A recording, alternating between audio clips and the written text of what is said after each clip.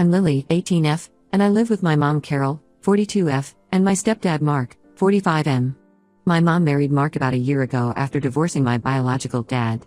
The divorce was pretty rough. My dad cheated on my mom with his secretary and it was a messy split. I remember the night I found out about it. I was 16 and came home late from soccer practice to find my mom crying in the kitchen. She tried to hide it, but I could tell something was wrong. That's when she told me about catching my dad with his secretary at a hotel. It was devastating. The next few months were a blur of arguments, tears, and eventually, my dad moving out. I was angry at him for a long time. He tried to explain, to apologize, but I couldn't forgive him for hurting my mom like that. Eventually, I stopped answering his calls and texts. It's been almost 2 years now since I've spoken to him. Mark has been friends with my mom for years. They met at a neighborhood barbecue when we first moved to this town, about 10 years ago. I used to call him Uncle Mark when I was younger. He would come over for dinner sometimes, or join us for movie nights. He was always kind to me, helping me with my math homework or teaching me how to change a tire on my first car. When my mom started dating him about 6 months after the divorce, it felt weird at first. I was happy to see my mom smiling again, but it was strange to think of Uncle Mark as her boyfriend. It took some time to adjust to him being around more often, and eventually moving in. But he's always been nice to me and he makes my mom happy, so I've tried to be supportive. For some background, Mark is a lawyer and has his own small firm. He specializes in family law, which is kind of ironic given our family situation. A few months ago he hired a new intern, Alex, 23M. Mark was excited about it. He said Alex was top of his class in law school and had a lot of potential. I've met Alex a handful of times when he's come over to drop off documents for Mark or join us for dinner. The first time I met him was at a dinner party Mark hosted for his firm. Alex seemed nice enough, but I noticed he kept glancing at me throughout the night. At the time, I thought maybe he was just shy or nervous about being at his boss's house. After that, I ran into him a few more times. Once at a coffee shop near our house, he said he was picking up Mark's usual order. Another time he came by to drop off some files and stayed for dinner. Each time, he seemed a bit awkward around me, stumbling over his words or staring a bit too long. I didn't think much of it at the time, just chalked it up to him being socially awkward. Anyway, last week was my 18th birthday. I'm not big on celebrating, so I just went to school and hung out with friends after. My best friend Zoe, 18F, took me out for ice cream and we spent the afternoon at the park, just talking and enjoying the nice weather. When I got home, I was surprised to find that my mom and Mark had planned a small party for me with some family. They had decorated the living room with balloons and streamers, and my favorite cake from the local bakery was on the table. My aunt and uncle were there, along with my younger cousins. It was actually really nice of them to do this. We had dinner, my mom had made my favorite lasagna, and then sang happy birthday. After dinner, it was time for presents. My aunt and uncle got me a gift card to my favorite clothing store. My cousins had made me a colorful bracelet. Then my mom and Mark handed me an envelope. Inside were tickets to see my favorite band next month. I was thrilled. I had been saving up for these tickets but they sold out before I could buy them. I hugged them both, genuinely grateful. I thought that was it for gifts, but later that evening, after everyone else had left, Mark came to my room with one more present. It was a big box wrapped in shiny pink paper. I was curious what else they could have gotten me, especially after the concert tickets. I opened it to find a wall clock. It was pink, my favorite color, with little cat designs around the numbers. The cats looked like they were chasing each other around the clock face. Honestly, it was kind of cute but also a bit childish for an 18th birthday gift. Still, I thanked Mark and he seemed happy that I liked it. He mentioned that he had asked Alex to pick it out as a surprise, saying something about wanting to get me something on his own but not being sure what an 18-year-old girl would like. I put the clock on my desk and didn't think much more about it. The rest of the evening was quiet. I called Zoe to tell her about the surprise party and the gifts. We talked for a while about the upcoming concert and made plans to go shopping for outfits. Later that night, I was texting Zoe again. She asked to see a picture of the clock, curious about what it looked like. I was already in bed and feeling lazy, so I just stretched out my arm to take a quick picture with my phone. That's when I noticed something strange. There was a tiny blue light on the clock that I hadn't seen before. It took me a second, but then I remembered something I'd seen in a crime documentary about hidden cameras sometimes having small lights like that. I got a sick feeling in my stomach and quickly looked up how to detect hidden cameras. Using my phone's front camera, I was able to confirm there was definitely a hidden camera in the clock. I felt violated and scared. Why would Mark give me something like this? I didn't want to believe he would do something so creepy, but he said he had Alex pick it out. Could Alex have done this without Mark knowing? I didn't know what to think. My mind was racing, thinking back to all the times Alex had been weird around me. Had he been planning this all along? In a panic, I called Zoe and told her what happened. She was furious and said I should call the police right away. I was hesitant to do that without talking to my mom first, but I was too freaked out to confront them that night. Zoe offered to come over, but I didn't want to risk waking up my mom and Mark. I ended up throwing the clock in the trash and removing all the stuffed animals and decorations in my room that I hadn't bought myself, just in case there were other cameras. I even checked the smoke detector and air vents, paranoid that there might be more hidden devices. I barely slept that night, feeling like I was being watched even though I knew the camera was in the trash. I kept thinking about all the times I had changed in my room, or the private conversations I'd had with Zoe. Had someone been watching all of that? The next morning, I woke up early, still feeling anxious. I heard my mom in the kitchen and decided to try and talk to her alone before Mark woke up. But as I was heading downstairs, I heard her gasp. She had found the clock in the trash while taking out the garbage. My mom confronted me about it, asking why I would throw away a birthday gift. I tried to explain about the camera, but she got angry, calling me ungrateful and paranoid. When I accused Mark of being a creep, she actually slapped me. In 18 years, she had never hit me before. I was shocked and hurt that she would take his side over mine without even listening to me. The noise must have woken up Mark, because he came into the kitchen asking what was going on. My mom started telling him how I had accused him of putting a camera in my room. Mark looked confused and hurt. He started to say something, but I couldn't bear to hear whatever excuse he might have. I felt betrayed and scared in my own home. I ran back upstairs, grabbed some clothes and my car keys, and drove to Zoe's house. I've been staying here for the past few days, trying to figure out what to do. My mom has been calling and texting nonstop. Mark too. They're both claiming there's an explanation and begging me to come home and talk. Part of me wonders if I overreacted. Maybe there is an innocent explanation.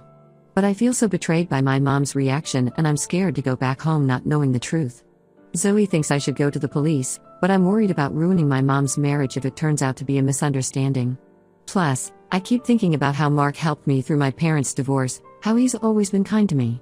Could I have misjudged him so badly? I don't know what to do. Am I overreacting? Should I hear them out? Or should I trust my gut and take this to the authorities? I feel lost and could really use some advice on how to handle this. I can't stay at Zoe's forever, but I'm terrified of going back home. Update 1, it's been a few days since my last post and a lot has happened. First, thank you to everyone who offered advice and support. Your comments really helped me get the courage to take action and stand up for myself. The morning after I posted, my mom and Mark showed up at Zoe's house. I was surprised they knew where to find me, but I guess it wasn't hard to figure out. I didn't want to see Mark, but my mom begged me to hear them out. They both looked terrible, like they hadn't slept in days. Against my better judgment, I agreed to talk. We sat in Zoe's living room. Her parents were kind enough to give us privacy, but stayed nearby in case I needed support. Mark started by swearing he had no idea about the camera. He looked genuinely distressed as he explained that he had asked Alex to find a birthday gift for me because he wanted to get me something special on his own, separate from the concert tickets he and my mom had bought. He showed me texts between him and Alex where he asked Alex to find a birthday gift for me. There was a picture of the clock, but it just looked normal in the image. Mark said he thought it was perfect since I love pink and cats. He even showed me the receipt where he had transferred money to Alex to buy the gift. I told him about the times Alex had seemed creepy around me, the staring, the awkward conversations, how he always seemed to be around. As I spoke, I saw Mark's face change from confusion to anger. He said he had no idea Alex had been behaving that way and felt awful for not noticing and for putting me in danger. My mom broke down crying, apologizing over and over for not believing me. She said she had been in shock and reacted badly, that she was sorry for hitting me and for making me feel unsafe in my own home. Seeing her so upset made me realize how much this situation had affected all of us. After a lot of discussion, we decided to go to the police. Mark said he'd do whatever it took to make this right, even if it meant his firm getting bad publicity. We gathered all the evidence we could, the texts, the clock, everything. The drive to the police station was tense. I sat in the back seat, still not entirely comfortable being close to Mark. My mom kept looking back at me, her eyes red from crying. Mark was quiet, his knuckles white on the steering wheel. At the station, I gave my statement to a female officer. She was kind and patient, listening carefully as I explained everything that had happened. They took the clock as evidence and asked for Mark's phone to verify the texts. They questioned Mark separately, which made me nervous. What if he said something to implicate himself? What if this was all an elaborate setup? But when he came out, he said he had cooperated fully, giving them all the information he had about Alex and offering to provide any additional help they needed. The police said they'd investigate Alex right away. They asked us to go home and wait for their call. The idea of going back to the house made me anxious, but I also didn't want to impose on Zoe's family any longer. When we got home, the atmosphere was awkward. None of us really knew what to say. My mom tried to make small talk, asking if I was hungry, if I needed anything. Mark kept his distance, sensing my discomfort. I spent most of the day in my room, texting Zoe and updating her on what had happened. Later that evening, we got a call from the police. Alex had been arrested. Apparently when confronted, he broke down and confessed to everything. He admitted to having a crush on me, buying the camera clock to spy on me. He said he had been planning it for months, waiting for an opportunity. Hearing this made me sick to my stomach. I ran to the bathroom, barely making it before I threw up. My mom followed me, holding my hair back and rubbing my back like she used to when I was little and had the flu. For a moment, it felt like old times, before all this craziness had started. The police did a thorough search of our house to check for other devices, but thankfully found nothing else. They went through every room, checked all the electronics, even looked in the air vents. It was invasive, but also reassuring to know there were no other hidden cameras. They're going through Alex's computer and phone records now to see if he's done this to anyone else. The thought that there might be other victims out there makes me feel even worse about the whole situation. I'm still processing everything. I'm glad Alex was caught, but I feel violated and angry. I can't believe this happened. My mom and Mark have been very supportive, giving me space when I need it but also making sure I know they're there for me. We're looking into counseling options to help me deal with this. I'm also struggling with guilt over almost ruining my mom and Mark's marriage. But they both assure me none of this is my fault. Mark especially feels terrible for not being more careful about who he hired and trusted. He's been beating himself up about it, saying he should have noticed something was off about Alex. The past few days have been a roller coaster of emotions. One minute I feel relieved that the truth is out, the next I'm angry at Alex for violating my privacy, then I feel guilty for doubting Mark, then scared about what might have happened if I hadn't noticed the camera. It's exhausting. I'm trying to get back to normal life, but it's hard. I jump at unexpected noises, I'm paranoid about changing clothes in my room, and I'm constantly checking for hidden cameras everywhere I go. My mom suggested I stay home from school for a few days to process everything, which I'm grateful for. Thank you again to everyone who encouraged me to trust my instincts and go to the police. I don't know what would have happened if I had just ignored my suspicions. I'll update again when I know more about what's happening with the case against Alex. Update 2, it's been about a month since my last update. The case against Alex is moving forward. He's been formally charged with several crimes related to invasion of privacy and voyeurism. Because I had just turned 18, they couldn't charge him with anything related to minors, even though he admitted to having inappropriate feelings for me when I was 17. The investigation uncovered some disturbing things. Alex had been following all my social media accounts using fake profiles. He had saved hundreds of my photos, not just public ones but also ones I had only shared with friends. The police also found evidence that he had researched other types of hidden cameras and tracking devices. It's chilling to think what might have happened if I hadn't noticed that tiny light on the clock. The detectives interviewed some of Alex's former classmates and coworkers. Apparently, he had a history of obsessive behavior towards women, but nothing that had ever escalated to this level before. A few girls from his college said he would often stare at them or try to insert himself into their friend groups, but they had just thought he was socially awkward. Mark's law firm has taken a hit from all this. He's lost a few clients who were uncomfortable with the scandal. Some people in town have been gossiping, wondering if Mark was somehow involved. He says he doesn't care about the business impact, that my safety is more important, but I can tell it's stressing him out. He's implemented much stricter background checks for all employees and interns now. My mom and I are slowly rebuilding our relationship. I'm still hurt by how quickly she sided with Mark over me, but I understand she was in shock. We're in family counseling to work through everything. It's helping, but it's a slow process. There are still moments when I flinch if she moves too quickly near me, remembering the slap. She notices and it makes her cry every time. School has been tough. Someone leaked the story to the local news, and even though they didn't use my name, everyone figured out it was me. Some people have been supportive, but others whisper and stare when I walk by. A few girls I thought were my friends have been avoiding me, like what happened to me is somehow contagious. I'm trying to move forward with my life. I deleted all my old social media accounts and started fresh with much stricter privacy settings. I'm still jumpy and paranoid sometimes, especially in my room, but it's getting better. I've rearranged my furniture and redecorated a bit, trying to make the space feel like mine again. I'm heading to college in the fall and looking forward to a fresh start. I've decided to go to a school in another state, partly to get away from all the gossip and stares. My mom is sad about me going so far, but she understands my need for a new beginning. The hardest part has been dealing with the feeling of betrayal. Not just from Alex, who I barely knew, but from the adults I trusted. Even though Mark wasn't involved, I can't help feeling angry that he brought Alex into our lives.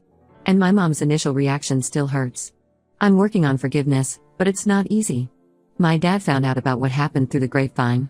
He's been trying to reach out, saying he wants to support me through this. Part of me wants to let him in, to have my dad comfort me like when I was little. But another part is still angry about the affair and how he abandoned us. I haven't decided yet if I'll respond to his messages. I've been spending a lot of time with Zoe. She's been my rock through all of this, always there to listen when I need to vent or just sit with me in silence when I don't want to talk. We've been planning our dorm decor for college, focusing on the future instead of dwelling on what happened. The prosecutors have offered Alex a plea deal. They say it's a strong case but want to spare me the stress of a trial. I'm not sure how I feel about it. Part of me wants him to face a jury and be publicly shamed for what he did. But another part just wants this all to be over. I'll update again when there's news about Alex's plea deal or trial. Thank you all again for your support through this nightmare. Update 3. It's been 4 months since everything happened. Alex's case is finally over. He took the plea deal to avoid a longer sentence. He'll serve 6 months in jail, have to register as a sex offender, and be on probation for 5 years after release. I'm disappointed he didn't get a harsher sentence, but my lawyer says this is fairly standard for a first offense where no actual images were captured. At least it will be on his record permanently, which might prevent him from doing this to someone else in the future. The aftermath of all this is still affecting my family. Mark's law firm is struggling. He's had to let go of a few employees and take on more work himself. I feel guilty about this sometimes, even though I know it's not my fault. My mom has been supportive of Mark, picking up extra shifts at her job to help with our finances. I'm mostly focused on moving forward now. I started college last month and I'm slowly adjusting to my new life. Being away from home has actually helped me feel safer and more independent. My roommate doesn't know about what happened, and it's nice to just be a normal college student in her eyes. I've joined a support group for survivors of stalking and privacy violations. It's been helpful to talk to others who understand what I've been through. Some of their stories are even worse than mine, which puts things in perspective. My relationship with my mom and Mark is still complicated. We talk regularly and they're trying hard to rebuild trust, but there's still tension. I find myself getting irritated with them easily, then feeling guilty about it. I'm not sure our family will ever be the same, but we're working on it. I did end up responding to my dad's messages. We've had a few phone calls. It's awkward and there's a lot of hurt there, but it's also been nice to have his support. He's talked about coming to visit me at college, but I'm not sure I'm ready for that yet. Zoe and I are at different colleges now, but we still talk almost every day. She's been amazing through all of this, always there when I need her. I don't know what I would have done without her support. This whole experience has changed me. I'm more cautious, more aware of my surroundings. But I'm also stronger. I stood up for myself, trusted my instincts, and got through something terrible. I still have bad days where I feel angry or scared or sad about what happened. But I'm learning to cope with those feelings. I'm focusing on my studies, making new friends, and trying new things. Slowly but surely, I'm reclaiming my life.